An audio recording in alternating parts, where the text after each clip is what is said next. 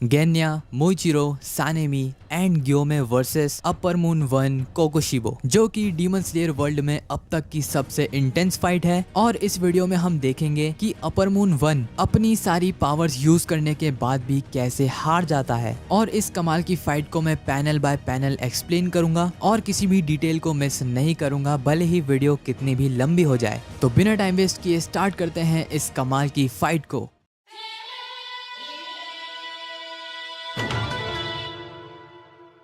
तो पिछले पार्ट में हम लोगों ने देखा था कि गियू और तांजीरो की अकाजा फाइट की वजह से हालत बहुत ज्यादा ही खराब हो चुकी है और इसलिए अब उन दोनों को ही चिंता थी कि वो बाकी के अपर मून्स को कैसे हराएंगे, जबकि अपर मून 3 ने ही उनकी 12 बजा दी। लेकिन तभी मैसेंजर क्रो उन्हें आकर बताता है कि शिनोबु, कानाओ और इनोस्के ने अपर मून 2 डोमा को हरा दिया है, जिससे तांजीरो और गियू दोनों को ही शांति मिलती है। और इसी पॉइंट पर शुरू होती है Obanai Mitsuri versus upper moon 4। Fight की शुरुआत में मित्सुरी ढूंढ लेती है नाकीमे को, जो कि पूरे इन्फिनिटी कैसल को मैनिपुलेट कर रही थी और सारे डीमन स्लेयर्स के लिए मुश्किलें बढ़ा रही थी। जैसे ही ओबोनाई नाकीमे को देखता है, वो समझ जाता है कि ये तो अपर मून 4 है और कहता है कि अपर मून 4 को तो तोकितो ने हरा दिया था, तो इसका मतलब नाकीमे बस एक रिप्लेसमेंट है। वहीं मित्सुरी ये सोच रही थी कि शिनोबु ने अपनी लाइफ को सैक्रिफाइस कर दिया, जबकि वो तो उससे भी छोटी है, तो अपर मून 4 को मारना अब उसकी रिस्पॉन्सिबिलिटी है। और वो अपना बेस्ट देने के लिए कूद पड़ती है नाकीमे पे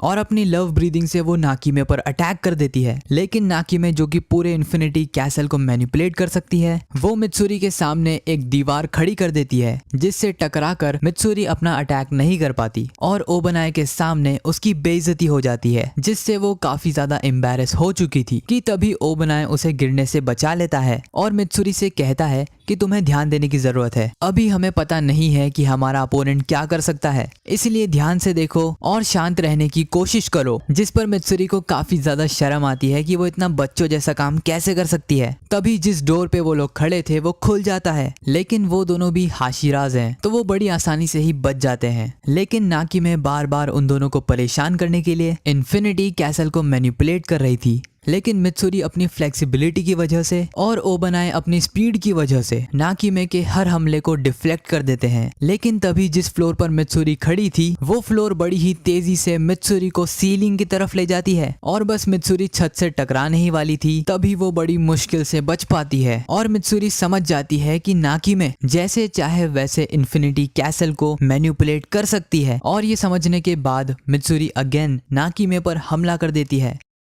और जब मित्सुरी फिर से नाकीमे पर अटैक करती है, तब अगेन नाकीमे एक विंडो खोल देती है, जिसके थ्रू मित्सुरी नीचे गिर जाती है। जिसके बाद ओबनाई यूज करता है snake breathing second form small snakes poison fang, जो अटैक बहुत ही पावरफुल था और नाकीमे का गला काट सकता था। लेकिन अटैक हिट करने से पहले ही नाकीमे अपनी मैनिपुलेशन की मदद से खुद को बचा लेती है। जिसके बाद कहीं पर हम देखते हैं गियोमे और मोइचिरो को, जो कि इन्फिनिटी कैसल में भाग रहे थे और वो मुजान किबुत्सुजी से काफी ज्यादा क्लोज थे। लेकिन तभी नाकीमे की मैनिपुलेशन से एक दीवार मोइचिरो से टकरा जाती है और उसे लेकर किसी और रूम में फेंक देती है, जिससे गियोमे और मोइचिरो अलग हो जाते हैं। और मोइचिरो जिस रूम में एंटर करता है, वहां पर वो देखता है एक अपर मून को, अपर मून 1 कोकुशिबो। कोकुशिबो का सबसे पहला रिएक्शन होता है कि तुम तो जाने पहचाने लगते हो, और दूसरी तरफ मोइचिरो को रियलाइज होता है कि वो अपर मून 1 के सामने खड़ा है, जिससे वो काफी ज्यादा घबरा जाता है। अपर मून 1, जो कि ट्रांसपेरेंट वर्ल्ड को आराम से देख सकता था, वो मोइचिरो की बॉडी को देखते हुए सोचता है कि इस बच्चे में कुछ तो खास बात है। और वहीं मोइचिरो ये सोच रहा था कि अपर मून 1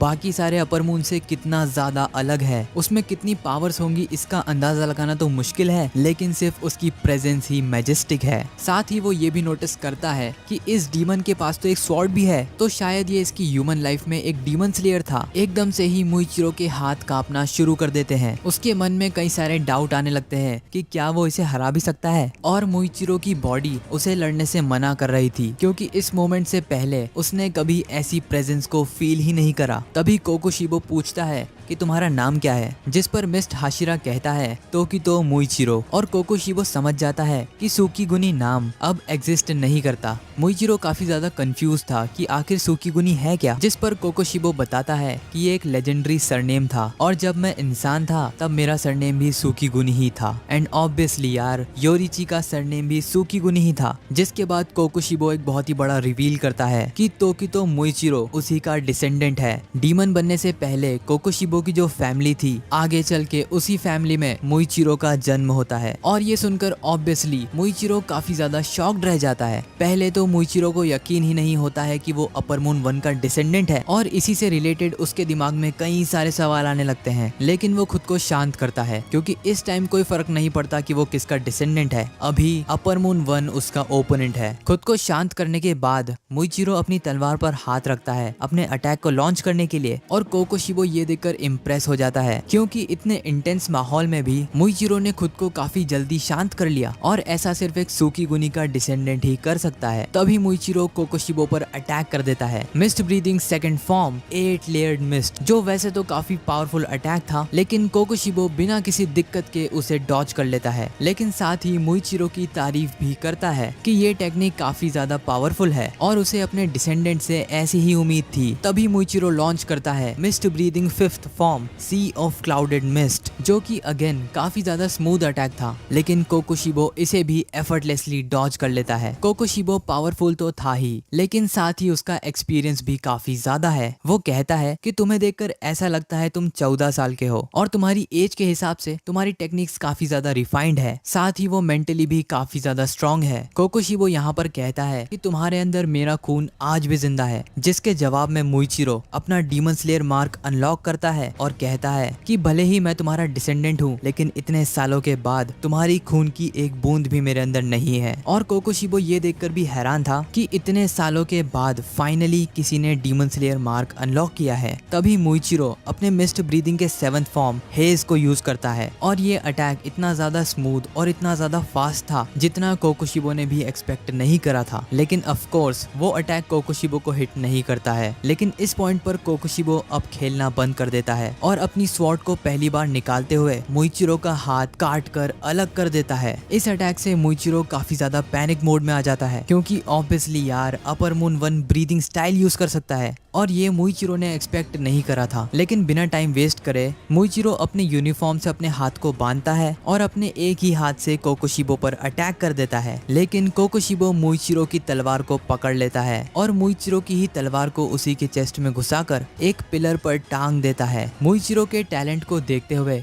वो उसे एक ऑफर देता है कि वो मुइचिरो को एक डीमन बना देगा और इजीली मुइचिरो एक अपर मून बन जाएगा और उसे बताता है कि अगर वो डीमन बन जाएगा तो उसका हाथ भी रीजनरेट हो जाएगा और उसका इतना कमाल का टैलेंट भी वेस्ट नहीं जाएगा। और साथ ही वो ये भी बताता है कि अगर मुजान ने उसे एक्सेप्ट कर लिया तो फिर मुइचिरो को किसी चीज से डरने की जरूरत नहीं पड़ेगी। और मुइचिरो जिसे बहुत ज्यादा ही दर्द हो रहा था, उसे समझ नहीं आता है कि वो यहाँ से निकले कैसे, कि तभी उस रूम में एंटर करता है गेन्या और कोकोशिबो के पीछे से उसे मारने के लिए अपनी गन को एम करता है और जैसे ही वो गोली चला देता है इंस्टेंटली कोकोशिबो उसके पीछे आकर खड़ा हो जाता है और बहुत ही बैडस तरीके से पूछता है कि क्या उसने अभी अभी सही कहा। और तभी गेन्या को रियलाइज होता है कि वो गोली चला पाता उससे पहले ही कोकोशिबो ने उसका हाथ काट दिया था और मुइचिरो ये देखकर बहुत ही घबरा जाता है। लेकिन उससे भी ज्यादा घबरा चुका था गेन्या, जो कि अपनी तलवार को निकालता है और कोकोशिबो पर हमला करता है। लेकिन ऑब्वियसली कोकोशिबो उसका हाथ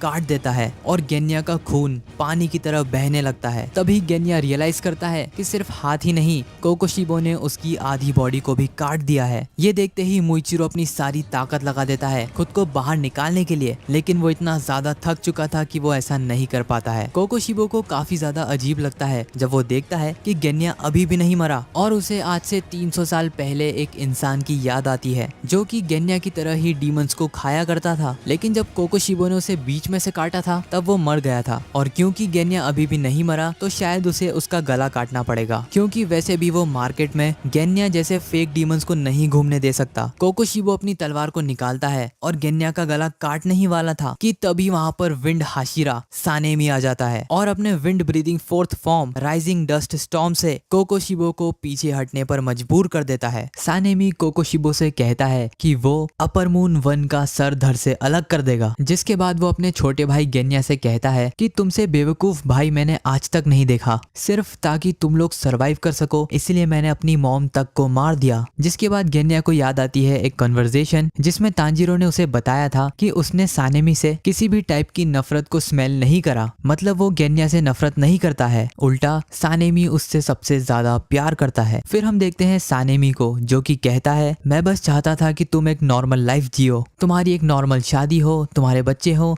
और तुम एक दिन बूढ़े हो जाओ और अपनी फैमिली से उतना प्यार करो जितना प्यार तुम हमसे नहीं कर पाए। लेकिन फिर भी गेन्या ने डीमन स्लेयर बनने का रास्ता चुना। लेकिन जो भी हो वो किसी भी डीमन को अपने भाई को हाथ नहीं लगाने देगा, भले ही वो अपर मून 1 क्यों ना हो। और ये सुनते ही गेन्या रोने लगता है। वहीं कोकोशिबो कहता है कि 2 डीमन स्लेयर भाइयों को देखकर मेरी यादें ही ताजा हो गई। फिर गुस्से में सानेमी कोकोशिबो पर चिल्लाता है और उस पर अटैक कर देता है। इसके जवाब में कोकोशिबो भी अपनी तलवार को स्विंग करता है, लेकिन सानेमी नीचे झुककर उसके पैरों के नीचे से ही निकल जाता है और यूज करता है विंड ब्रीदिंग के फर्स्ट फॉर्म डस्ट रिल विंड को, जिससे बचने के लिए कोकोशिबो को हवा में कूदना पड़ता है। जिसके बाद फाइनली सानेमी और कोकोशिबो की तलवारें आपस में टकराती है और उसकी तलवार को देखकर सानेमी का पहला रिएक्शन होता है कि ये तलवार कितनी ज्यादा डिस्गस्टिंग है, क्योंकि कोकोशिबो की तलवार में काफी सारी आंखों जैसे पैटर्न्स थे और पूरी तलवार में नसें दौड़ रही थी, मानो जैसे वो तलवार जिंदा हो। जिसके बाद कोकोशिबो यूज करता है मून ब्रीदिंग के 5th फॉर्म को, जिसे सानेमी बेयरली ही डॉज कर पाता है। और सानेमी ये भी नोटिस करता है कि वो अपने अटैक्स को रिपीट कर सकता है बिना उसकी तलवार को हिलाए। जिसके बाद सानेमी यूज करता है विंड ब्रीदिंग 3rd फॉर्म को, लेकिन कोकोशिबो उसे भी काउंटर कर लेता है। कोकोशिबो नोटिस करता है कि सानेमी के पास काफी ज्यादा पावर्स हैं और इस वक्त वो अपने फुल पोटेंशियल में है। वहीं सानेमी अपर मून 1 की पावर्स को देखकर काफी ज्यादा कंफ्यूज था, लेकिन फाइनली वो इस नतीजे पर आता है कि कोकोशिबो के हर स्लैश में या कह लो हर अटैक में कई सारे अलग अलग स्लैशेस होते हैं। जैसा कि तुम उसके अटैक्स में देख ही सकते हो, कई सारे छोटे छोटे स्लैशेस भी होते हैं। और इससे सानेमी समझ जाता है कि मुइचिरो इस बंदे के सामने ज्यादा देर नहीं टिक पाया होगा। कोकोशिबो की इनसेन पावर्स को देखकर सानेमी बहुत ज्यादा ही एक्साइटेड हो जाता है और सानेमी के हिसाब से कोकोशिबो एक वर्थ किलिंग डीमन है। जिसके बाद सानेमी लॉन्च करता है विंड ब्रीदिंग के 2nd form purifying wind clause को, लेकिन कोकोशिबो इस अटैक को डिफ्लेक्ट कर देता है और जैसे ही वो ऊपर देखता है सानेमी ऊपर से उस पर हमला करने वाला था, लेकिन कोकोशिबो उसे ब्लॉक कर लेता है। लेकिन सानेमी के पास एक और सरप्राइज अटैक था जिसमें वो गेन्या की स्वॉर्ड को अपने पैरों से पकड़ता है और नीचे की तरफ से डायरेक्टली कोकोशिबो के गले पर हमला करता है, लेकिन कोकोशिबो इसे भी डॉज कर लेता है। जैसे जैसे फाइट आगे बढ़ती जाती है दोनों ही अपनी ब्रीदिंग टेक्निक्स को एनहांस करते हैं और अपनी पावर लेवल बढ़ाते हैं, लेकिन एक लिमिट को रीच करने के बाद सानेमी कोकोशिबो के सामने कमजोर पड़ने लगता है और कोकोशिबो का एक अटैक तो सानेमी के बहुत ही पास से निकलता है, जिससे सानेमी फ्रस्ट्रेट होने लगता है। मुइचिरो और गेन्या दोनों ही इससे काफी ज्यादा परेशान हो जाते हैं, क्योंकि इन दी एंड एक हाशिरा एक अपर मून से नहीं जीत सकता, खासकर अपर मून 1 से। तभी कोकोशिबो को याद आता है कि सेनगोकू एरा में उसने पहले भी एक विंड हाशिरा के साथ फाइट करी थी और वो हाशिरा भी सानेमी की जितना ही पावरफुल था। और तभी कोकोशिबो लॉन्च करता है moon breathing 6th form solitary moon in eternal night AVC. इस अटैक के अंदर कई सारे पावरफुल स्लैशेस थे और ये अटैक सानेमी को डायरेक्टली हिट करता है और उसकी बॉडी पर कई सारे गहरे निशान छोड़ देता है। इस अटैक से रूम के अंदर जितने भी पिलर्स थे वो सभी भी कट जाते हैं। गेन्या जो कि ये अटैक देखकर घबरा चुका था, वो अपने बड़े भाई को देख ही नहीं पा रहा था क्योंकि वो जमीन पर कटा हुआ पड़ा है और उसके सामने एक पिलर है जिस वजह से उसे सानेमी नहीं दिख रहा, जिससे वो काफी ज्यादा टेंशन में आ जाता है। जिसके बाद हम देखते हैं सानेमी को जो कि पूरी तरीके से शॉक्ड है ये देखकर कि उसकी पूरी बॉडी पर हर जगह कट्स ही कट्स हैं। फिर कोकोशिबो सानेमी की तारीफ करता है क्योंकि काफी टाइम बाद कोकोशिबो ने इतना लंबा वाइटल करा है। साथ ही कोकोशिबो ये भी कहता है कि अगर तुम हिले तो तुम्हारी बॉडी के सारे ऑर्गन्स बाहर निकल जाएंगे। लेकिन तभी कोकोशिबो को अजीब सी फीलिंग आने लगती है और वो समझ ही नहीं पाता कि ये आखिर है क्या, जिस पर सानेमी हंसने लगता है क्योंकि सानेमी का ब्लड सबसे ज्यादा रेयर है और सभी डीमंस बस इसे खाना चाहते हैं। और तभी सानेमी कोकोशिबो पर हमला कर देता है और हंसते हुए सानेमी बताता है कि उसके खून की खुशबू से कोई भी डीमन कॉन्सेंट्रेट कर ही नहीं पाता और एक अपर मून तक इस ब्लड को रेजिस्ट नहीं कर सकता। और कोकोशिबो समझ जाता है कि ये बंदा झूठ नहीं बोल रहा है। फिर हम सानेमी का फ्लैशबैक देखते हैं जब सानेमी को पहली बार पता चला था कि उसका ब्लड इतना ज्यादा रेयर है। उसकी मॉम जब एक डीमन बन गई थी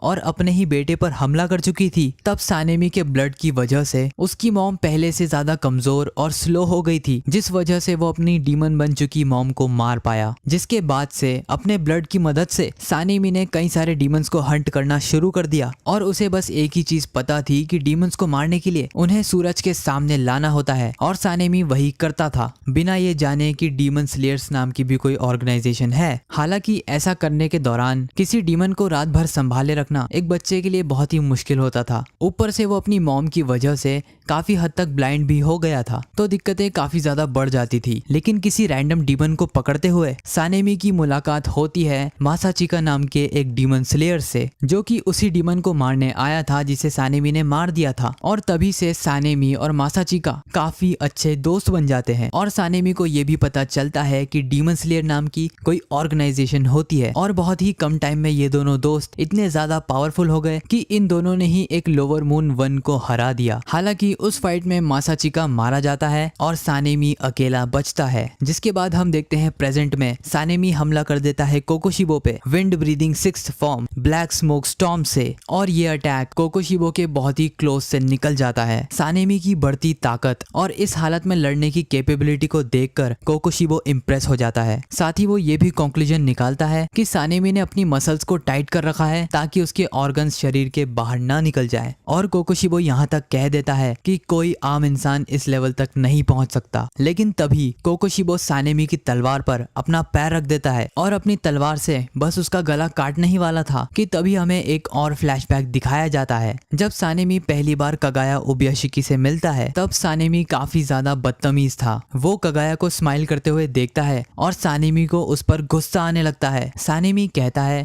कि तुम डीमन स्लेयर्स को हथियार की तरह यूज करते हो और खुद बस अपने मेंशन में बैठे हुए स्माइल करते हो। ये सुनते ही स्टोन हाशिरा गियोमे को गुस्सा आ जाता है और वो शिनाजुगावा सानेमी से कहता है कि तुम्हें थोड़ी तमीज सीखनी चाहिए और दूसरों से कैसे बातें करते हैं ये भी सीखना चाहिए। लेकिन कगाया गियोमे को रोक देता है और सानेमी से कहता है कि आई एम सॉरी। वो बहुत ही कमजोर बॉडी के साथ पैदा हुआ है, इतनी ज्यादा कमजोर कि वो तलवार को 5 बार स्विंग भी नहीं कर सकता, तो वो फिजिकली तो किसी काम का नहीं है। लेकिन कगाया से जो भी चीजें हो सकती है वो सब करने की कोशिश करता है। साथ ही कगाया ये भी कहता है कि अगर वो मारा भी जाए तब भी कोई फर्क नहीं पड़ेगा क्योंकि उसकी जान की कीमत किसी डीमन स्लेयर से ज्यादा नहीं है। कगाया कहता है कि ये उसी की गलती है, मासाचिका की मौत के इतनी जल्दी उसने सानेमी को बुला लिया। ऊपर से सानेमी को कगाया से रिलेटेड मिसअंडरस्टैंडिंग भी हो गई है। सानेमी जैसे ही मासाचिका का नाम सुनता है वो पूरी तरीके से कंफ्यूज्ड हो जाता है कि आखिर कगाया को किसी रैंडम डीमन स्लेयर का नाम कैसे पता। जिस पर शिनोबु की बड़ी बहन कानाए कहती है कि कगाया सामा को हर डीमन स्लेयर का नाम पता है। तभी कगाया खड़ा होता है और सानेमी के पास आकर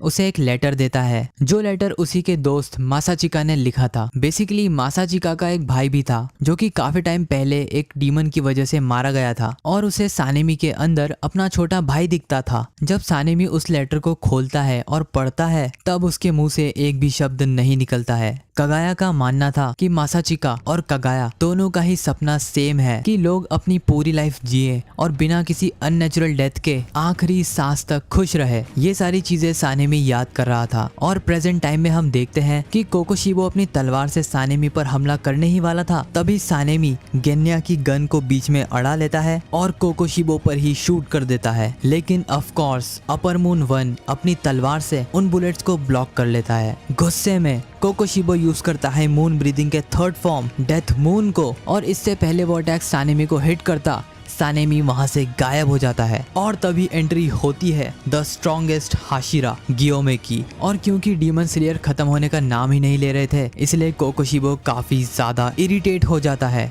गियोमे सानेमी से कहता है कि अपने घाव में टाके लगा लो, तब तक मैं इस डीमन को संभालता हूँ, जिस पर सानेमी हाँ कहता है और इस हाल में होने की वजह से गियोमे से माफी भी मांगता है। गियोमे इस बैटल के लिए तैयार होने लगता है और उसकी बॉडी को देखकर ही कोकोशिबो समझ जाता है कि ये बंदा बहुत ही ज्यादा पावरफुल है। कोकोशिबो कहता है कि पिछले 300 सालों में मैंने इतना पावरफुल इंसान कभी नहीं देखा। साथ ही कोकोशिबो ये भी कहता है कि इसकी बॉडी अटमोस्ट लिमिट यानी कि इसकी पावर के पीक पर है। गियोमे अपने वेपन को बहुत जोर से घुमाने लगता है और बहुत ही ज्यादा गहरी सांसें लेने लगता है और कोकोशिबो अपने एनवायरनमेंट में ये फील कर पा रहा था कि सारी हवा का प्रेशर गियोमे की तरफ खिंचाने लगा है, इतनी जोर से वो ब्रीदिंग कर रहा था। बिना टाइम वेस्ट किए गियोमे अपना पहला अटैक कोकोशिबो पर करता है, जिसे ऑब्वियसली कोकोशिबो डॉज कर लेता है। लेकिन तभी सरप्राइज अटैक के तौर पे गियोमे दूसरी तरफ से अपनी एक्स को फेंकता है। इससे कोकोशिबो अपना डिफेंस भी प्रॉपर्ली नहीं कर पाता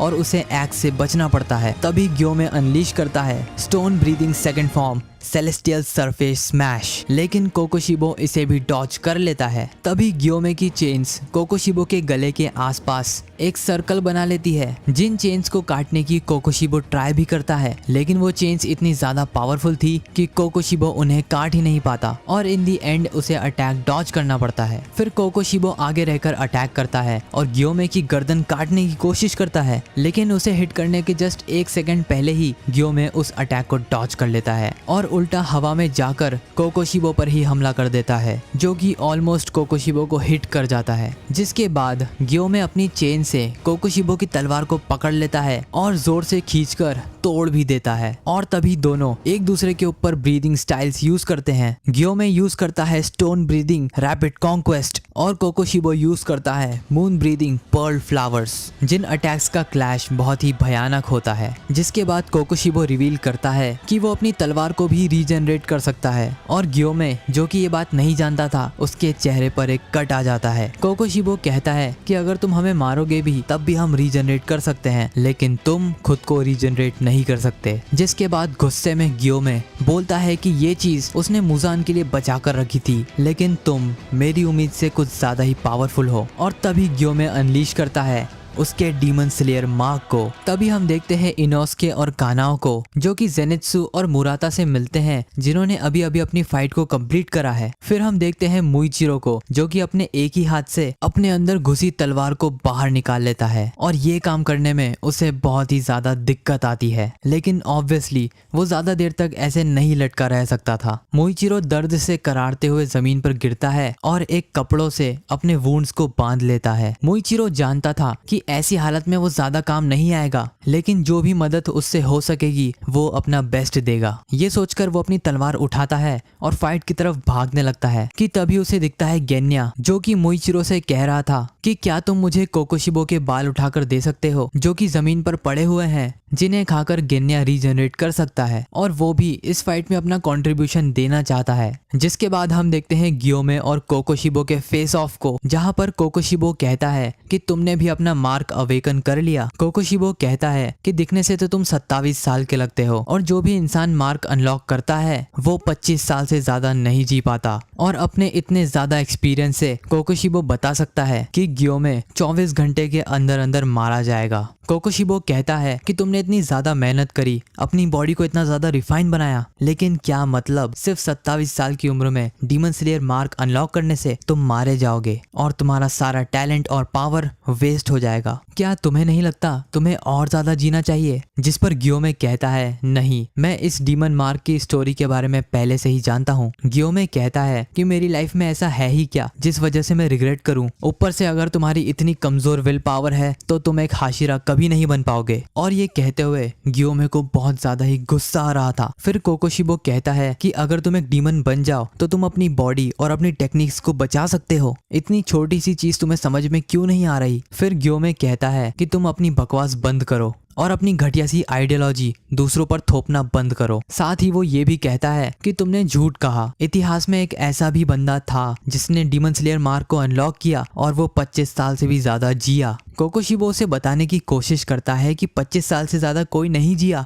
लेकिन तभी गियोमे स्माइल करते हुए कहता है कि कोई ना कोई तो होगा जो कि 25 साल से भी ज्यादा जिया होगा। कोकोशिबो ये सुनते ही चुप हो जाता है और गियोमे हंसते हुए कहता है, लगता है तुम समझ गए। इससे पहले गियोमे अपना सेंटेंस कंप्लीट कर पाता, कोकोशिबो जस्ट उसके सामने आकर उसका गला काटने ही वाला था कि गियोमे उसे ब्लॉक कर लेता है और स्टोन ब्रीदिंग से कोकोशिबो पर हमला करने लगता है। बाय द वे, अगर तुम लोग नहीं समझे तो यहाँ पर गियोमे योरिची की बात कर रहा था। वैसे तो तुम लोग समझ ही गए होगे, पर फिर भी मैंने बता दिया, सो खैर। फिर हम देखते हैं सानेमी को, जिसने अपने घाव पर टाँके लगा लिए और अब वो बैटल के लिए तैयार है। साथ ही वो अनलॉक कर लेता है उसका डीमन स्लेयर मार्क और बिना टाइम वेस्ट करे सानेमी कोकोशिबो पर हमला कर देता है। और कोकोशिबो नोटिस करता है कि आज के टाइम के सारे हाशिरास के पास डीमन स्लेयर मार्क है। गियोमे और सानेमी दोनों ही सिंक में कोकोशिबो पर हमला करने लगते हैं और सानेमी बताता है कि गियोमे और सानेमी ने साथ में कई घंटों तक ट्रेनिंग करी है, जिससे वो एक दूसरे के साथ बहुत ही सिंक में अटैक कर सकते हैं। फिर हम देखते हैं कि मोइचिरो गेन्या के लिए कोकोशिबो के बाल ले आता है, जिन्हें खाते ही गेन्या इंस्टेंटली खुद को हील कर लेता है। और तभी गेन्या को एक आइडिया आता है कि क्यों ना वो कोकोशिबो की तलवार का टुकड़ा खा ले,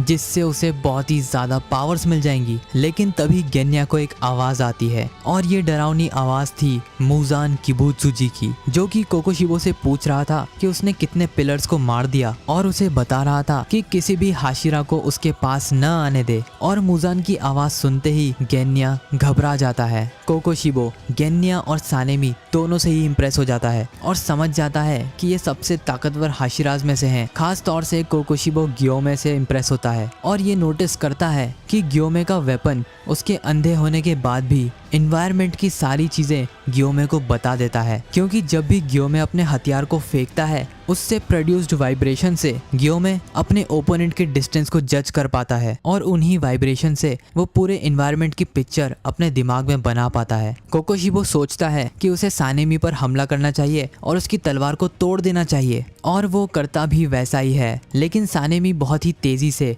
उल्टा कोकोशिबो की तलवार को जमीन पर टच करवा देता है और अपनी विंड ब्रीदिंग से कोकोशिबो के गले पर एम करता है और कोकोशिबो के डॉज करने के बाद भी वो उसके कई सारे बाल काट देता है। और कोकोशिबो समझ जाता है कि मार्क अनलॉक होने के बाद सानेमी और भी ज्यादा पावरफुल हो गया है। कोकोशिबो सानेमी के अटैक से रिकवर कर भी नहीं पाया था कि तभी गियोमे अपनी एक्स से उस पर हमला करता है और कोकोशिबो का कान काट देता है। इसी को मौका देखकर सानेमी अपने विंड ब्रीदिंग के थर्ड फॉर्म को यूज करता है, लेकिन कोकोशिबो उसे डॉज कर लेता है। जिसके बाद गियोमे और सानेमी एक कॉम्बिनेशन अटैक करते हैं, जिसमें गियोमे यूज करता है स्टोन ब्रीदिंग के फर्स्ट फॉर्म को और सानेमी यूज करता है विंड ब्रीदिंग के सेवंथ फॉर्म को। लेकिन इस अटैक से वो सिर्फ कोकोशिबो की किमोनो को ही काट पाते हैं। वहीं दूसरी तरफ हम देखते हैं कि गियोमे और सानेमी की बॉडी पर कट्स ही कट्स आ जाते हैं, और ऐसा इसलिए क्योंकि कोकोशिबो अपनी स्वॉर्ड को और भी ज्यादा डिमोनिक बना लेता है और गुस्से में कोकोशिबो कहता है कि अगर वो सानेमी और गियोमे को मार देगा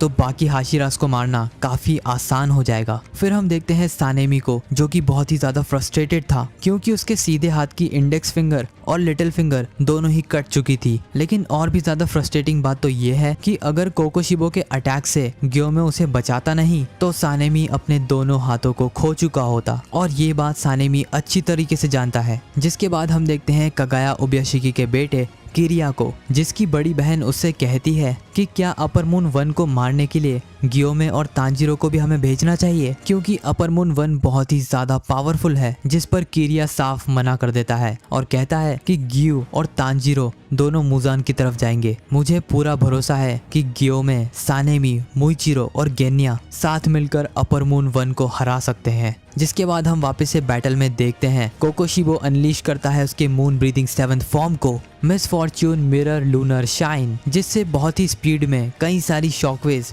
गियोमे और सानेमी की तरफ बढ़ती हैं। बिना टाइम वेस्ट किए कोकोशिबो अनलीश करता है मून ब्रीदिंग के 8th फॉर्म को, जो अटैक ऑलमोस्ट सानेमी को हिट कर जाता है और उसके पैर पर कई सारे कट्स आ जाते हैं। और इससे सानेमी इतना ज्यादा फ्रस्ट्रेट हो जाता है कि उसे बहुत ज्यादा गुस्सा आने लगता है। वो अपनी सारी स्किल्स और सारी पावर्स को यूज कर रहा है सिर्फ कोकोशिबो से बचने के लिए, और एक्चुअली फाइट में किसी काम नहीं आ रहा, बस गियोमे के लिए बर्डन बन रहा है। तभी कोकोशिबो अनलीश करता है मून ब्रीदिंग के 9th फॉर्म को, डिसेंडिंग मून परपेचुअल फेसेस, जिस अटैक से सानेमी की हालत और भी ज्यादा खराब हो जाती है। ये देखकर गियोमे काफी ज्यादा टेंशन में आ जाता है और उसे बचाने के लिए उसकी तरफ बढ़ता है, लेकिन सानेमी कहता है कि मेरे बारे में भूल जाओ और इस अपर मून 1 को मारने की सोचो। तभी कोकोशिबो सानेमी को खत्म करने के लिए मून ब्रीदिंग के 10th फॉर्म को अनलीश करता है और वो अटैक ऑलमोस्ट सानेमी को हिट करने ही वाला था कि तभी वहां पर मुइचिरो आ जाता है और सानेमी को बचा लेता है, ये कहते हुए कि वो सानेमी को मरने नहीं देगा। जिसके बाद हम देखते हैं गेन्या को, जो कि काफी दूर से इस बैटल को देख रहा था। वो एक्चुअली तो मदद करना चाहता था, लेकिन वो कोकोशिबो की पावर से बहुत ही ज्यादा डरा हुआ था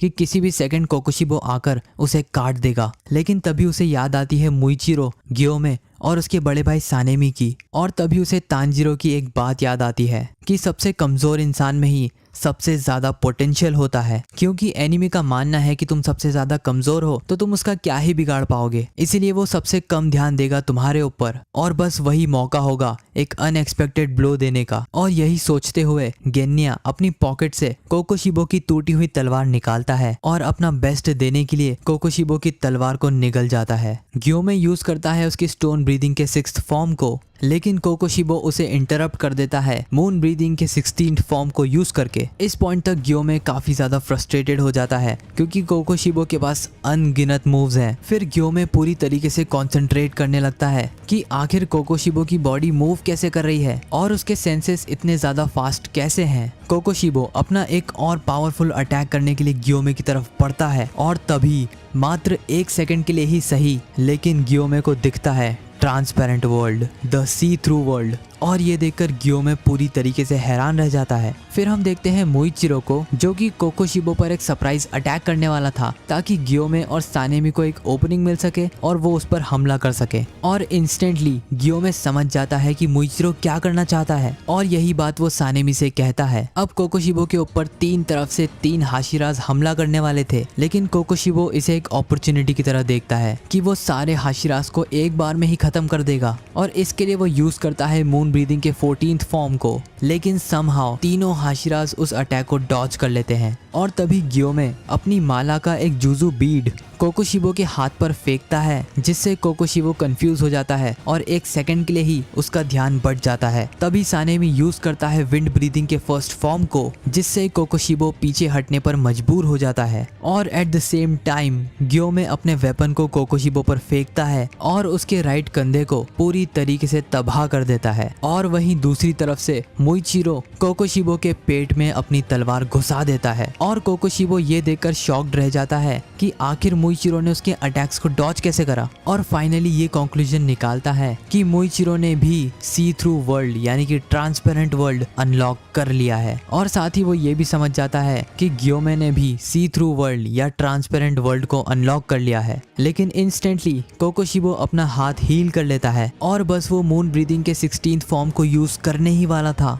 कि हम देखते हैं गेन्या को, जिसने कोकोशिबो की तलवार खा ली है और अब काफी ज्यादा डिमोनिक दिख रहा है और उसकी गन भी पूरी तरीके से चेंज हो चुकी है। गेन्या कोकोशिबो पर एम करता है और शूट कर देता है, लेकिन कोकोशिबो उन गोलियों को ब्लॉक कर लेता है और तभी वो बुलेट्स कोकोशिबो की तलवार से टकराकर अपना डायरेक्शन चेंज कर देती है और कोकोशिबो की बॉडी में घुस जाती है। और कोकोशिबो नोटिस करता है कि गेन्या की जो गन है वो पूरी तरीके से ट्रांसफॉर्म हो गई है और गेन्या भी अब पहले से कहीं ज्यादा डिमोनिक दिख रहा है। तभी उन बुलेट के अंदर से या कह लो कोकोशिबो के अंदर से कई सारे पेड़ों की ब्रांचेस निकलने लगती है, जिससे कोकोशिबो हिल नहीं पाता और एक जगह ही फंस जाता है। कोकोशिबो समझ जाता है कि एक ब्लड डिमन आर्ट है, इसका मतलब गेन्या ने उसके बाल और उसकी ब्रोकन स्वॉर्ड को खा लिया है। लेकिन उससे क्या फर्क पड़ता है, अभी गियोमे और सानेमी जस्ट उसके सामने हैं और उस पर अटैक करने ही वाले हैं। और इसी मोमेंट पे कोकोशिबो को बहुत टाइम के बाद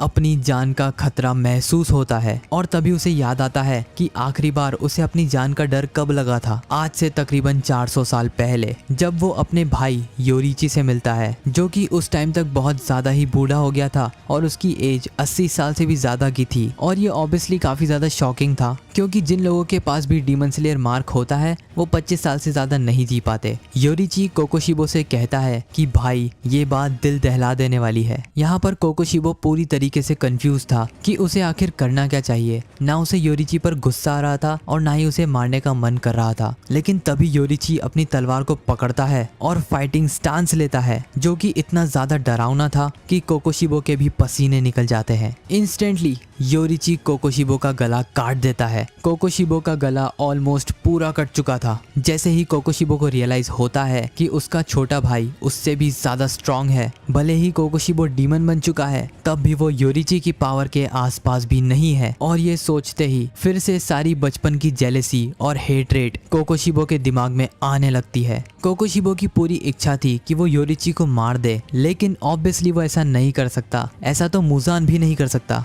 इसलिए कोकोशिबो जानता था कि योरिची के अगले अटैक में वो उसे मार देगा, लेकिन योरिची अगला अटैक करता ही नहीं है, या कह लो कर ही नहीं पाता है, क्योंकि उस जगह खड़े खड़े ही योरिची की मौत हो जाती है। मर जाने के बाद भी योरिची अपने पैरों पर अभी भी खड़ा था। और फिर हम देखते हैं प्रेजेंट टाइम में कोकोशिबो जोर से चिल्लाता है और उसकी बॉडी से कई सारे स्लैशेस बाहर निकलते हैं, जिससे सारे डीमन स्लेयर्स कट जाते हैं और कोकोशिबो की बॉडी में से कई सारे ब्लेड्स बाहर निकल जाती है। मोइचिरो पूरी ताकत से अपनी ब्लेड को पकड़ लेता है और सोचने लगता है कि अब वो मरने वाला है और मरने से पहले वो किसी काम नहीं आया। वहीं दूसरी तरफ गेन्या बीच में से आधा कट चुका था। इस सब के बाद भी गियोमे और सानेमी फिर से कोकोशिबो पर हमला करते हैं। मोइचिरो अपनी ब्लेड को और ज्यादा ताकत से पकड़ता है और सडनली उसकी तलवार का कलर रेड होने लगता है और इससे कोकोशिबो को बहुत ज्यादा ही दर्द होने लगता है, बिल्कुल ऐसे जैसे उसकी बॉडी के ऑर्गन्स आग में जल रहे हो। और क्योंकि कोकोशिबो का ध्यान थोड़ी देर के लिए बढ़ गया था,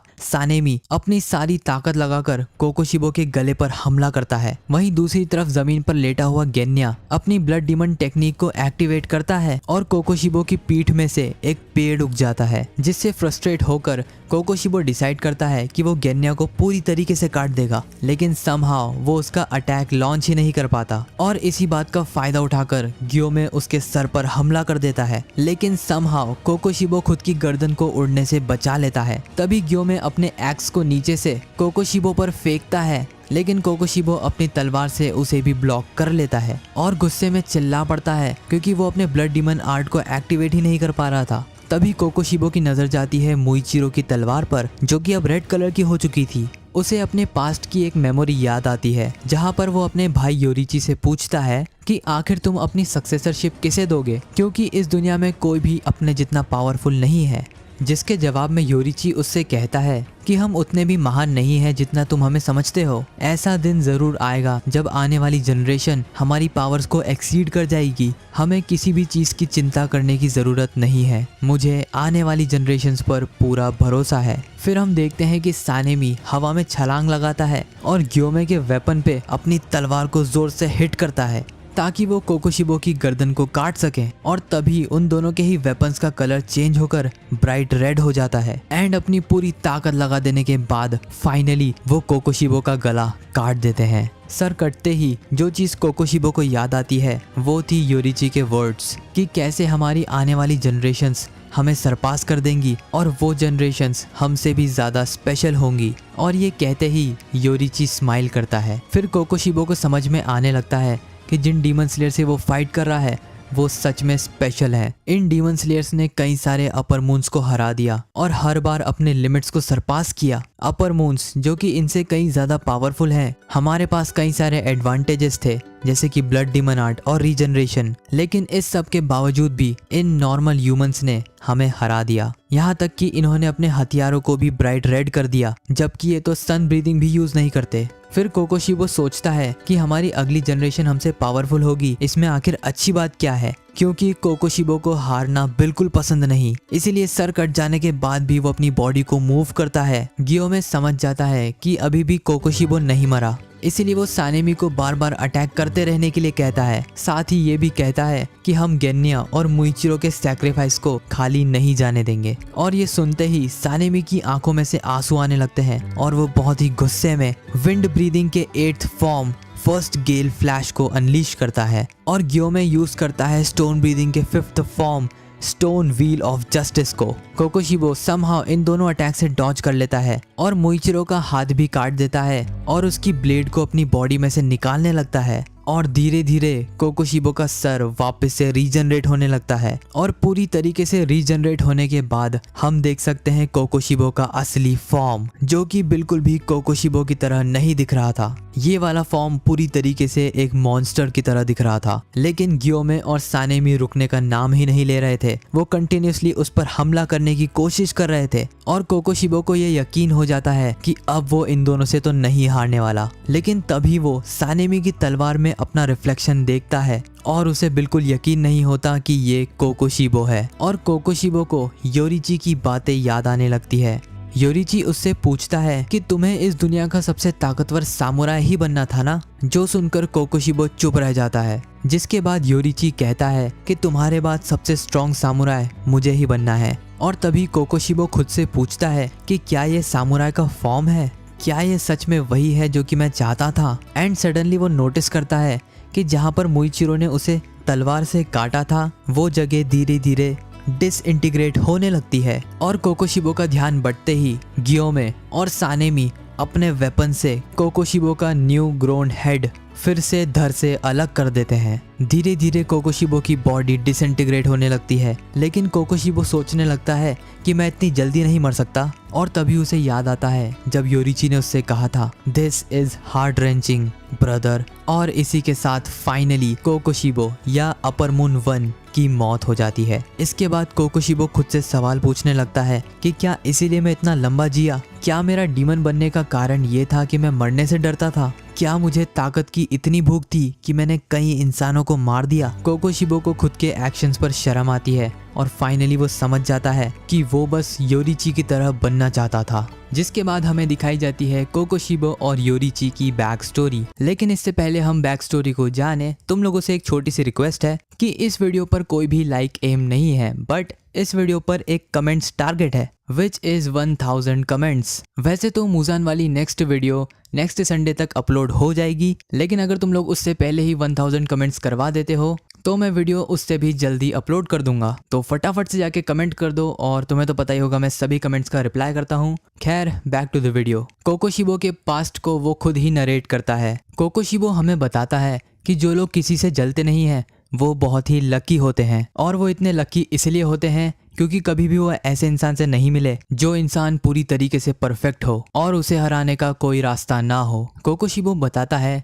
कि योरिची और वो ट्विंस ब्रदर थे और जिस टाइम पर वो पैदा हुए थे उस टाइम पर लोग ट्विंस को अनलक्की मानते थे क्योंकि ट्विंस में हमेशा सक्सेशन के लिए लड़ाइयाँ होती थी। योरिची जब पैदा हुआ था तब उसके सर पर एक अजीब सा बर्थ मार्क था और क्योंकि वैसे भी ट्विंस अनलक्की होते हैं इसलिए उनके फादर ने एक ऑर्डर दिया योरिची को मार देने का। लेकिन जैसे ही ये बात योरिची की मॉम को पता चली उन्होंने अपना आपा ही खो दिया और अपने हस्बैंड पर ही अटैक कर दिया। जिसके बाद ये फैसला हुआ कि जैसे ही योरिची 10 साल का होगा उसे मंदिर भेज दिया जाएगा और एक प्रीस्ट बना दिया जाएगा। और वैसा ही होता है। दोनों ट्विंस ब्रदर्स को एक दूसरे से दूर रखा जाता है और इसी वजह से मिचिकात्सु को योरिची पर बहुत दया आती थी। बाय द वे कोकोशिबो का ह्यूमन लाइफ में नाम था मिचिकात्सु। जहाँ एक तरफ मिचिकात्सु को सारी चीजें प्रॉपर मिला करती थी, प्रॉपर ट्रेनिंग, खाना और कपड़े मिला करते थे, वहीं योरिची को कुछ भी नहीं मिलता था। उसे एक छोटा सा कमरा दे दिया था जहाँ पर कम से कम फैसिलिटीज थी और उसका बाहर निकलना भी अलाउड नहीं था।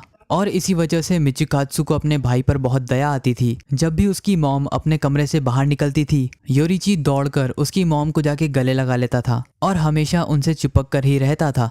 फिर एक दिन जब मिचिकात्सु के फादर नहीं देख रहे थे तब वो चुपके से योरिची के रूम में घुस जाता है और वहां जाकर उसे खुद के हाथों से बनाई हुई फ्लूट देता है। योरिची एक बहुत ही अलग टाइप का बच्चा था जो कि ना तो कभी स्माइल करता था और ना ही कभी किसी से बात करता था और इसीलिए लोगों का मानना था कि वो बहरा है और उसे कुछ भी सुनाई नहीं देता। फिर एक दिन जब दोनों भाई 7 साल के थे तब मिचिकात्सु उसकी रेगुलर ट्रेनिंग कर रहा था। योरिची चुपचाप मिचिकात्सु को ट्रेनिंग करते हुए देख रहा था और तभी उसने पहली बार कुछ बोला। वो मिचिकात्सु से पूछता है कि क्या तुम्हारा सपना स्ट्रॉन्गेस्ट सामुराई बनने का है? और एकदम से योरिची के मुंह से ये सुनकर मिचिकात्सु शॉक्ड रह जाता है और उसके हाथों से तलवार भी नीचे गिर जाती है। तभी योरिची स्माइल करता है और कहता है कि अगर तुम स्ट्रॉन्गेस्ट बनोगे तो मैं सेकंड स्ट्रॉन्गेस्ट बनूंगा। हालांकि मिचिकात्सु को उस पर दया जरूर आती थी, लेकिन वो उसे पसंद नहीं करता था क्योंकि वो समझता था कि योरिची एक क्राई बेबी है जो अपनी मॉम को देखकर बार बार उनके पास भाग जाता है और ये सब सिर्फ कायरो की निशानी है। जिसके बाद से योरिची रोज स्वॉर्ड ट्रेनिंग के टाइम पर दूर से खड़ा होकर ट्रेनिंग को देखा करता था।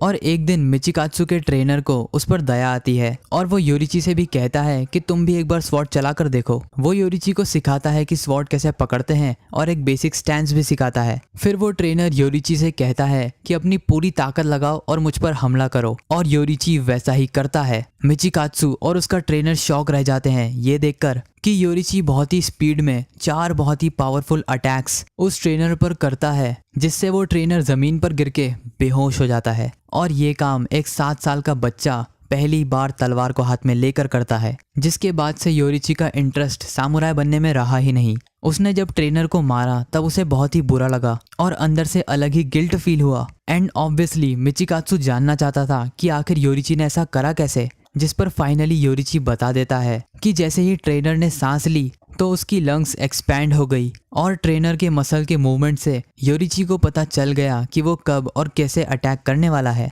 7 साल का मिचिकात्सु जब ये सुनता है तब उसे समझने में बहुत दिक्कत आती है, लेकिन वो इतना तो समझ गया था कि योरिची को जिंदा चीजों के आर पार दिखता है। और इससे मिचिकात्सु में पहली बार जेलस की फीलिंग आती है कि आखिर योरिची इतना ज्यादा टैलेंटेड कैसे हो सकता है। लेकिन इतना गिफ्टेड होने के बाद भी योरिची को फाइट में कोई इंटरेस्ट नहीं है। योरिची कहता है कि सामुराई बनने से तो बेटर होगा कि मैं तुम्हारे साथ पतंग उड़ाऊं। और उसी रात मिचिकात्सु समझ जाता है कि योरिची के कमाल के टैलेंट की वजह से उल्टा मिचिकात्सु को ही मंदिर भेज दिया जाएगा प्रीस्ट बनने के लिए। मिचिकात्सु ये सब सोच ही रहा था कि तभी वहां पर योरिची आ जाता है और वो मिचिकात्सु को बताता है कि उनकी मॉम अब इस दुनिया में नहीं रही और कल सुबह सुबह वो ये घर छोड़कर चला जाएगा। लेकिन वो मिचिकात्सु को कभी भी नहीं भूलेगा और उसकी दी हुई ये फ्लूट वो मरते दम तक अपने पास रखेगा। जिसके बाद अगले दिन मिचिकात्सु उसकी मॉम की लिखी हुई डायरी एंट्री पढ़ता है, जिसमें उसकी मॉम ने लिखा था कि योरिची जानता है उसके टैलेंट की वजह से अगला सक्सेसर उसे बनाएंगे और यही वो कारण था जिस वजह से योरिची घर छोड़कर चला गया। साथ ही उसे ये भी पता चलता है कि उसकी मॉम का लेफ्ट साइड काफी हद तक पैरालाइज हो गया था, जिस वजह से जब भी योरिची उन्हें देखता था तो वो उनके लेफ्ट साइड को सपोर्ट करने के लिए उनके पास दौड़ा हुआ आता था। और मिचिकात्सु को समझ में आता है कि योरिची डरपोक नहीं था, एक्चुअली में वो इतना ज्यादा समझदार था कि उसे पता था कि उसकी मॉम को एक बीमारी है और 10 सालों से बीमारी होने के बाद भी मिचिकात्सु को कभी समझ में आया ही नहीं। मिचिकात्सु की जेलसी इस लेवल तक पहुंच गई कि बस वो चाहता था योरिची मारा जाए। फिर उसके फादर ने ये डिसाइड किया कि वो योरिची को अगला सक्सेसर बनाएंगे और इसके लिए उन्होंने अपना एक आदमी भेजा टेम्पल में। लेकिन योरिची कभी टेम्पल आया ही नहीं और सभी लोग ये सोचने लगे कि उसका कोई हादसा हुआ है और वो मारा गया है। और योरिची जो कि जिंदा था उसने फिर कभी अपनी एग्जिस्टिंग फैमिली से कांटेक्ट करने की कोशिश नहीं करी। ये सब हो जाने के 10 साल बाद हम देखते हैं कि मिचिकात्सु की अब शादी हो चुकी है और उसकी एक फैमिली भी है। लेकिन एक दिन मिचिकात्सु और उसके सैनिकों का सामना हो जाता है एक बहुत ही ताकतवर डीमन से। वो डीमन मिचिकात्सु के सारे लोगों को मार देता है और बस मिचिकात्सु को भी मारने ही वाला था कि तभी वहां पर योरिची आ जाता है और सिर्फ एक ही स्लाइस में उस डीमन को काट देता है। योरिची अपने भाई से माफी मांगता है क्योंकि वो बहुत ही ज्यादा लेट आया और मिचिकात्सु के सैनिकों को नहीं बचा पाया। और जैसे ही मिचिकात्सु देखता है कि योरिची उससे बहुत ज्यादा पावरफुल है, उसी सेकंड से उसके शांति और सुकून वाले दिन खत्म हो जाते हैं। उसकी जेलसी के कारण मिचिकात्सु अपनी फैमिली को छोड़ देता है और योरिची की तरह एक डीमन स्लेयर बन जाता है। वहां पर उसे पता चलता है कि योरिची ने ही सबको ब्रीदिंग स्टाइल सिखाई है। योरिची से पहले सारे डीमन स्लेयर्स सिर्फ अपनी रॉ स्ट्रेंथ पर ही डिपेंडेंट रहते थे, लेकिन योरिची उन्हें सिखाता है सन ब्रीदिंग। हालांकि सन ब्रीदिंग इतनी ज्यादा पावरफुल टेक्निक है कि उसे कोई भी डीमन स्लेयर नहीं सीख पाता, इसलिए सभी डीमन स्लेयर्स खुद की एक अलग सन ब्रीदिंग से डिराइव टेक्निक बनाते हैं, जैसे fire breathing, water breathing, thunder breathing etcetera. और ये सारी चीजें उन्हें योरिची सिखाता है, जिससे डीमन स्लेयर्स की पावर तो बढ़ ही जाती है, साथ ही मिचिकात्सु का डीमन स्लेयर मार्क भी अनलॉक हो जाता है। मिचिकात्सु खुद योरिची का ट्विंस ब्रदर होने के बाद भी वो सन ब्रीदिंग नहीं सीख पाता है और ना चाहते हुए भी उसे खुद की एक टेक्निक बनानी पड़ती है विच इज मून ब्रीदिंग, जो कि ऑब्वियसली सन ब्रीदिंग से कमजोर है। फिर सारे डीमन स्लेयर को धीरे धीरे पता चलता है कि डीमन स्लेयर मार्क अनलॉक करने की एक कीमत भी है और वो है उनके लाइफ स्पैन, और अब वो सिर्फ 25 साल तक ही जी सकते हैं। और जैसे ही ये न्यूज़ सारे डीमन स्लेयर्स में फैलती है सभी डीमोटिवेट हो जाते हैं, क्योंकि डीमन स्लेयर की सबसे ताकतवर जनरेशन कुछ ही सालों में ख़त्म हो जाएगी। और मिचिकात्सु भी इस चीज़ से परेशान था, जिसके बाद मिचिकात्सु की मुलाकात होती है मुजान किबुत्सुजी से, और वो उसे अमर बनने के बदले डीमन बनने का ऑफर देता है। और थोड़ा ही सोचने के बाद मिचिकात्सु उस ऑफर को एक्सेप्ट कर लेता है, जिसके बाद मिचिकात्सु बन जाता है अपर मून 1 कोकोशिबो। जिसके बाद वो demon slayer course of course छोड़ देता है और उल्टा उन्हें हंट करना शुरू कर देता है। एंड फाइनली कोकोशिबो की अगली मुलाकात योरिची से होती है जब वो 80 साल से भी ज्यादा का हो जाता है। योरिची बस एक ही झटके में कोकोशिबो का आधे से ज्यादा गला काट देता है और अपने बुढ़ापे की वजह से अपने पैरों पर ही खड़ा योरिची मारा जाता है, वो भी अनडिफीटेड। यहाँ तक कि मुजान भी उसे एक स्क्रैच भी नहीं दे पाया। और इतनी ज्यादा परफेक्शन से कोकोशिबो कुछ ज्यादा ही जेलस था और कोकोशिबो को इतना ज्यादा गुस्सा आता है कि वो योरिची के मरे हुए शरीर पर अपना सबसे पावरफुल अटैक कर देता है। हालांकि कोकोशिबो को सबसे बड़ा झटका लगता है जब योरिची को काट देने के बाद उसके कपड़ों में से एक लकड़ी की बनी फ्लूट निकलती है, जो कि खुद मिचिकात्सु ने ही उसे दी थी।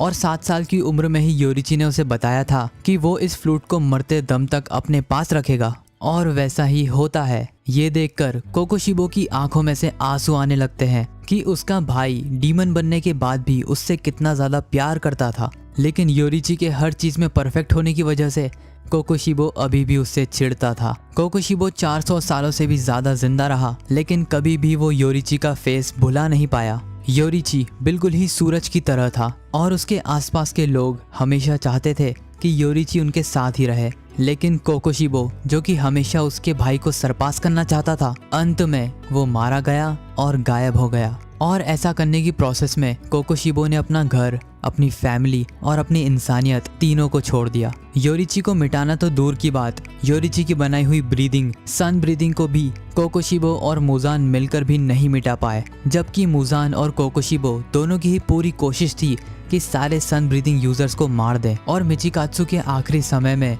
वो योरिची से पूछता है कि हम दोनों ट्विन ब्रदर थे, फिर भी हम में इतना फर्क क्यों था। और योरिची से ये पूछते हुए कोकोशिबो डिसइंटीग्रेट हो जाता है। लेकिन यहाँ पर हम ये भी देखते हैं कि कोकोशिबो के मरने के बाद भी उसके कपड़ों में से वही फ्लूट मिलती है जो कि उसने योरिची को दी थी, और बाद में योरिची को मारते टाइम तक ये उसके पास थी। कोकोशिबो भले ही डिसइंटीग्रेट हो गया था, लेकिन सानेमी अभी भी अंधाधुन उस पर हमला कर रहा था और गियोमे उसे रोकता है। साथ ही ये देखता है कि सानेमी ऑलरेडी बेहोश हो गया है और अपनी बेहोशी की हालत में भी वो कोकोशिबो से फाइट कर रहा है। ये देखकर गियोमे बहुत ही टेंशन में आ जाता है। तभी गियोमे की नजर पड़ती है गेन्या पर, जो कि ऐसी हालत में अभी भी जिंदा था। गियोमे दौड़कर गेन्या के पास जाता है, जिसकी हालत बहुत ही खराब थी, लेकिन फिर भी गेन्या जिंदा था और वो गियोमे से कहता है कि मुझे छोड़िए और तोकितो सान की मदद कीजिए। और गेन्या को इतनी बुरी हालत में देखकर गियोमे रो पड़ता है। फिर गियोमे सानेमी को गेन्या के पास लेटा देता है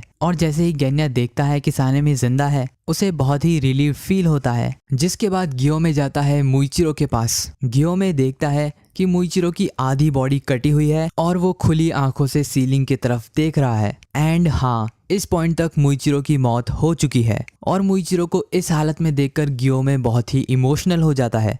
फिर गियोमे मुइचिरो की आंखें बंद करते हुए कहता है कि तुम्हारे और गेन्या के बिना हम अपर मून 1 को कभी नहीं हरा पाते। जिसके बाद वो मुइचिरो की आंखें बंद कर देता है। जिसके बाद गियोमे रोते हुए कहता है कि आज ही हम मुजान को हरा देंगे और उसे मार देने के बाद हम तुमसे मिलने जरूर आएंगे। जैसे ही मुइचिरो इस वर्ल्ड में आंखें बंद करता है, उसकी आंखें खुलती है आफ्टर लाइफ में, जहां पर उसका भाई यूचिरो तोकितो जस्ट उसके सामने ही खड़ा था, जो कि रोते हुए मुइचिरो से कहता है कि तुम यहाँ मत आओ, अभी तुम्हारा मरने का टाइम नहीं है। ये सुनते ही मुइचिरो भी रोने लगता है, क्योंकि उसने इतनी मेहनत करी लेकिन उसका भाई अभी भी उसकी तारीफ नहीं कर रहा है और उल्टा उसे वहां से जाने के लिए कह रहा है। यूइचिरो उससे कहता है कि तुमने आखिर इतनी मेहनत करी ही क्यों, जबकि तुम वहां से भाग सकते थे। जिसका जवाब मुइचिरो देता है कि भले ही मैं मारा जाता, लेकिन मैं अपने दोस्तों को नहीं छोड़ सकता था। जिसके बाद मुइचिरो कहता है कि जब से हमारी फैमिली मारी गई है तब से हमने काफी बुरा टाइम देखा है, लेकिन फिर जब वो डीमन स्लेयर बना तब उसने कई सारे नए दोस्त बनाए, और बहुत ही थोड़े टाइम के लिए ही सही, लेकिन अपने दोस्तों के साथ बहुत ही क्वालिटी टाइम स्पेंड करा। और भले ही कैसी भी सिचुएशन हो, मुइचिरो भागा नहीं, और इसलिए उसे किसी भी बात का रिग्रेट नहीं है। इसलिए वो अपने भाई से कहता है कि प्लीज मेरी लाइफ को पॉइंटलेस मत बोलो, क्योंकि सिर्फ तुम्हारे ऐसा कहने से उतना दर्द होता है जितना पूरी लाइफ टाइम में मुझे आज तक नहीं हुआ। जिस पर यूइचिरो सॉरी कहता है और बोलता है कि वो बस चाहता था कि तुम मारे ना जाओ, जैसे कि मैं और हमारे पेरेंट्स मारे गए। जिसके बाद हम देखते हैं सानेमी को, जिसे होश आ चुका था और वो गेन्या को ऐसी हालत में देखकर बहुत ही ज्यादा शॉक था। सानेमी चिल्लाने लगता है और कहता है कि मैं तुम्हें समहाउ ठीक कर दूंगा। जिस पर गेन्या कहता है कि अब उसका कुछ भी नहीं हो सकता, और वो सानेमी से सॉरी कहता है और माफी मांगता है कि वो किसी काम का नहीं था। जिस पर सानेमी रोते हुए उसे ऐसा कहने से मना करता है, और सानेमी को थैंक यू बोलते हुए गेन्या डिसइंटीग्रेट हो जाता है। सानेमी कहता है कि वो गेन्या को प्रोटेक्ट कर ही नहीं पाया और वो किसी काम का नहीं है, और मरने से जस्ट पहले गेन्या कहता है कि तुम अब तक के सबसे बेस्ट भाई थे, और मेरी आखिरी विश यही रहेगी कि तुम मेरी तरह बेमौत ना मारे जाओ।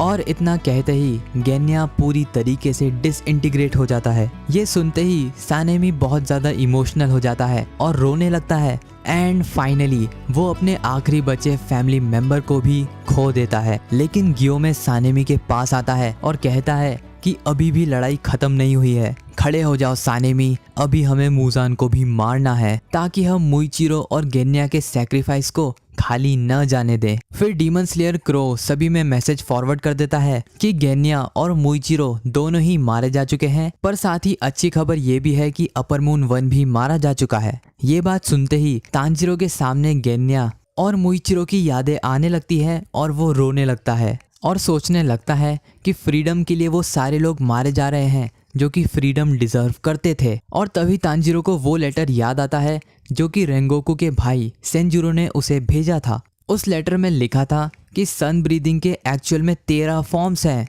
लेकिन तांजीरो को उनमें से सिर्फ 12 ही आते हैं। तभी हम देखते हैं किराया उबियाशिकी को, जो कि अब बहुत ही ज़्यादा टेंशन में था क्योंकि मुजान थोड़ी ही देर में रिकवर करने वाला था। तभी किराया की बड़ी बहन उसे बताती है कि डीमन स्लेयर्स का फर्स्ट ग्रुप मुजान की लोकेशन पर पहुंच चुका है और जो डीमन स्लेयर्स का दूसरा ग्रुप है वो भी बहुत पास है और बस पहुंचने ही वाला है। जैसे ही किराया को ये पता चलता है वो घबराहट में सभी को ऑर्डर देता है कि मुजान के पास न जाए, और वो अपनी बड़ी बहन से कहता है कि सारे डीमन स्लेयर्स को ऑर्डर दो कि वो मुजान की लोकेशन से जितना हो सके उतना दूर रहे, क्योंकि अगर वहां पर कोई हाशिरा नहीं होगा तो मुजान सभी को मार देगा। जिसके बाद हम देखते हैं कि डीमन स्लेयर का एक पूरा ग्रुप मुजान की लोकेशन पर पहुंच चुका है और सभी ने मुजान के ककून को घेर लिया है, और वो लोग सोचते हैं कि यही सही टाइम है इस ककून पर हमला करने का। लेकिन तभी मुजान किबुत्सुजी अपनी एंट्री लेता है। वो अपने ककून में से बाहर निकलता है और देखता है कई सारे नूब डीमन स्लेयर्स को जो कि उसे मारने का प्लान कर रहे थे। मुजान 1 सेकंड से भी कम टाइम में सारे डीमन स्लेयर्स को मार देता है और किरिया